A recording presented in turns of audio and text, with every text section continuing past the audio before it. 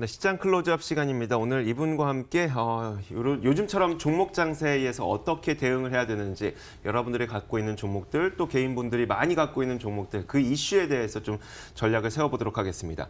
교보증권 송파지점 최성환 부장 나오셨습니다. 어서 오세요. 네, 안녕하십니까. 네, 반갑습니다. 또 오랜만에 나오셨네요. 거의 분기당 한 번씩 나와주시고 있어요. 자, 오늘은 일단 반도체부터 한번 이야기를 해볼게요. 사실 반도체주에 대한 매도세가 계속 이어지고 있긴 했었는데 최근에 이제 화웨이 사태가 벌어지게 되면서 또 외국인 수급도 많이 바뀌고 있는 것 같습니다. 삼성에 대해서는 또 들어오고 있고 SK 하이닉스에 대해서는 또 나가고 있고 또 관련주에서 수혜주는 또 올라가고 있고 피해주는 내려가고 있고. 자, 일단 어떻습니까? 3분기가 되면은 이제 업황이 좀 개선이 될까요? 일단 그 서버 수요가 3분기에 기대된다는 얘기가 굉장히 많았었거든요. 네, 반도체가 아무래도 하반기가 계절적 성수기에 들어가면서 네. 출하량이 늘어나기 때문에 또 이때를 시점으로 해서 가격도 좀 회복될 것이라는 기대감이 좀 있는 게 사실입니다.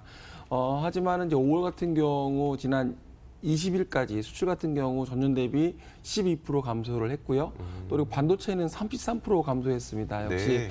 무엇보다 이제 이런 재고 부담이 계속 가중되고 있고 특히 삼성전자나 SK 하이닉스 2분기 저점을 형성하면서 하반기에 좀 회복할 것인가에 대한 그런 부분들이 앞서 말씀드렸지만 결국에는 하반기가 성수기이기 때문에 네. 이런 부분에 대한 기대감도 좀 섞이면서 지금은 약간은 주가가 약간 좀 혼조세라고 좀 보시면 될 것 같습니다. 네. 좀 그 업체별로 좀 정리를 해주시면 어떨까요? 일단 그 삼성전자나 SK 하이닉스가 요즘은 좀 많이 다른 양상을 보이고 있잖아요. 화웨이 사건이 있어서 그렇겠지만. 네, 그렇습니다.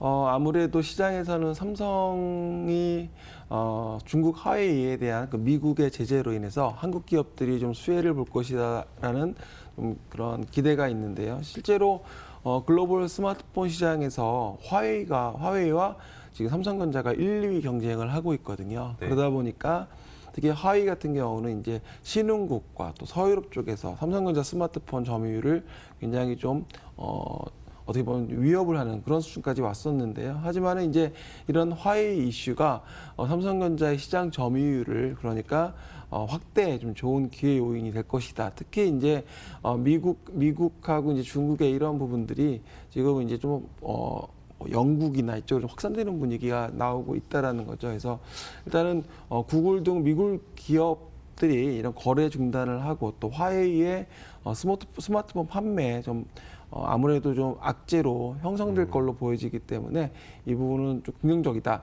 또 반면에 또 중국 시장에서는 화웨이가 중화민국의 화자잖아요. 네네. 그러니까 어떤 민족을 대표하는 기업이라는 그런 이미지가 좀 크다 보니까 또 사실 또 화웨이가 중국에서 점유율이 30% 후반이 38% 정도 되다 보니까 상당히 이런 그 삼성은 아직 1% 정도밖에 안 되거든요. 네. 그러다 보니까 오히려 이제 또 화웨이가 더 이 중국 내에서 입지가 더 강화되고 또 이런 부분들도 반면엔 또 약간 또 반대적인 요소다 이렇게 좀 보시면 될 것 같습니다. 그 이동통신사 가운데 LG U+가 화웨이 사태의 가장 큰 그 뭐라 그럴까요? 피해 기업이라고 좀 많이들 인식하고 계시잖아요.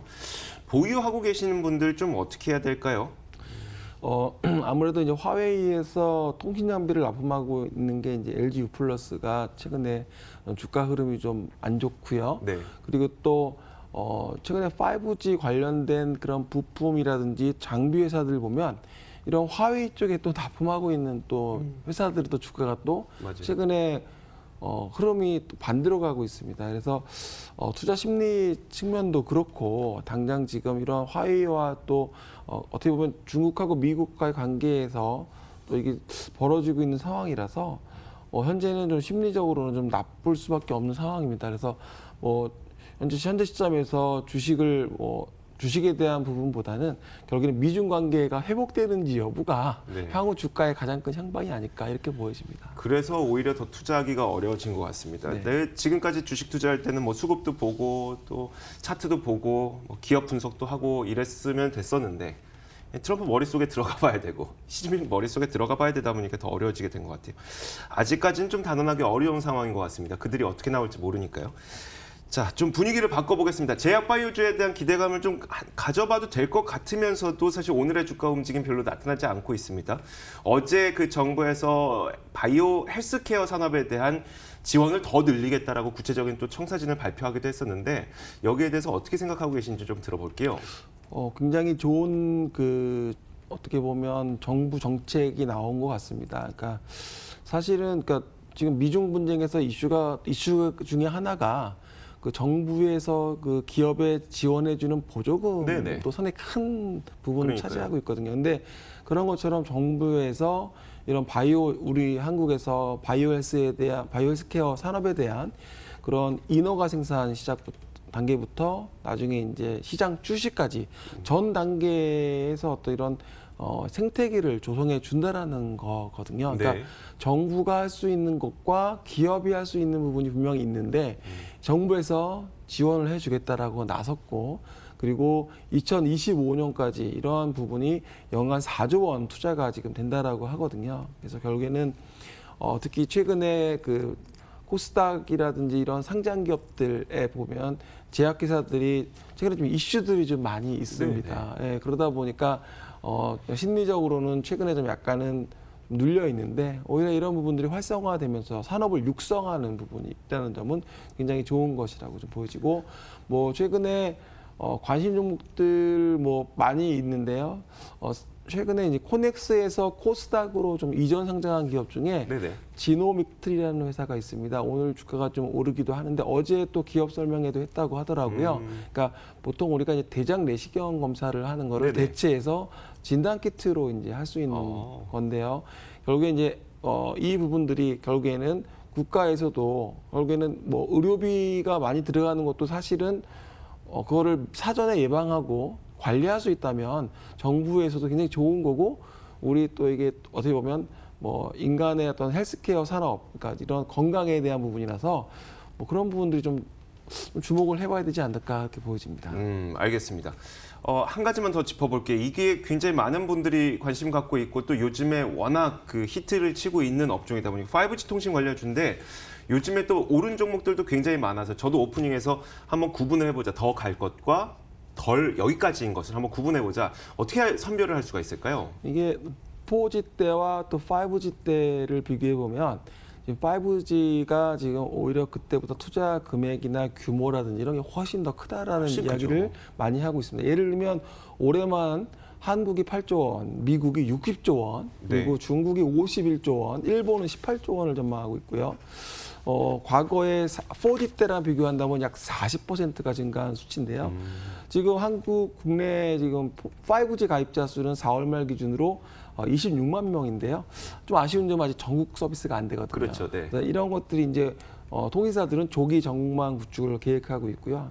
그리고 또 이 부분들이 올해 내년 계속 이어진다라는 점에서 이게 단기적인 이슈 같지는 않다라는 생각이 듭니다. 그래서 관련된 기업들이 최근에 주가 좋은 거는 사실 지금 좋은 게 아니라 올해 내내 지금 그러니까요. 시장을 이끌고 있다라고 봐도 과언이 아닐 정도로 해서 이 5G 관련주에서도 좀 보셔야 되겠고 단지 앞서 말씀하셨지만 미중 관계 때문에 약간 5G 쪽에 좀 관계된 또 5G 쪽은 약간 약하기 때문에 그런 것도 좀 선별하실 필요가 있겠습니다. 네.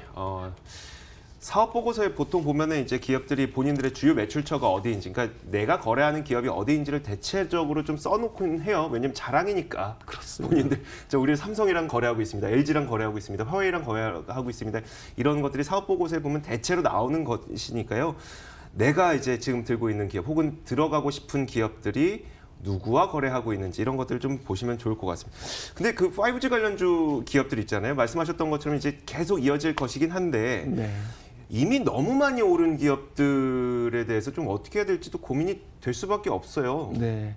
그러니까 보통은 이제 주가 흐름을 보면 뭐 기술적 분석으로 뭐 차트를 보거나 주가를 보면 연초 대비해서 뭐 2배 오르거나 네. 뭐 많이 오른 기업들 같은 경우도 그렇고 그러다 보니까 이제 접근하기가 쉽지 않죠. 근데 이제 우리가 가장 좋게 볼 수 있는 방법은 이제 시가총액을 보시면 됩니다. 그러니까 차트를 보시면 이제 너무 많이 올랐다고 생각드실 텐데 시가총액을 보시면 뭐 예를 들면 이렇게 보시면 되죠. 뭐 시가총액이 1,000억이다. 근데 네. 올해 예상되는 이익 규모가 뭐 150억, 200억이 날 것 같다. 뭐 네. 이랬을 때 시장의 평균 PER이 뭐 10배다. 이렇게 네. 됐다면 현재 주가 시가총액 대비 뭐 싸다 비싸다는 그렇죠. 이미 주가가 올라간 건 상관없이 우리가 평가를 또 하거든요. 그래서 물론 이제 주가가 많이 오르면 기술적 분석을 하는 이제 상황에서는 이격도가 많이 벌어지고 네네. 차익 매물 나오다 보니까 약간 밀리기도 하고요. 뭐 가격 조정이라는 표현도 하고 뭐 네네. 기간 조정이라는 표현도 하지만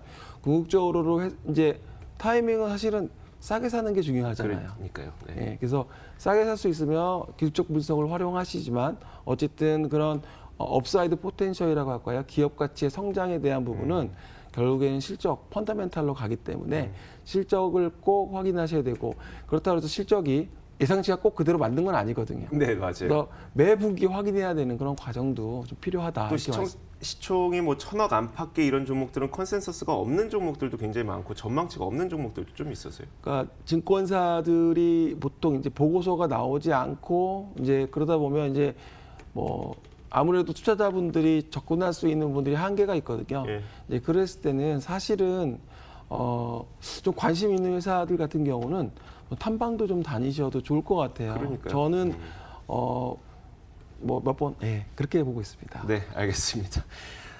저희가 시간이 좀 부족해서 여기서 좀 잘랐습니다. 가장 중요한 게 이익이란 말씀입니다. 시총 대비 이익이 얼마나 많이 나오고 있는 기업인지를 따져갖고 시총 대비 이익이 많이 나오는 기업을 좀 계속 관심 있게 살펴봐라라는 얘기입니다. 자, 교보증권 송파지점 최성원 부장과 함께했고요. 저희 탐나는 주식 2PM도 여기서 인사드리도록 하겠습니다. 시청해주신 여러분 고맙습니다.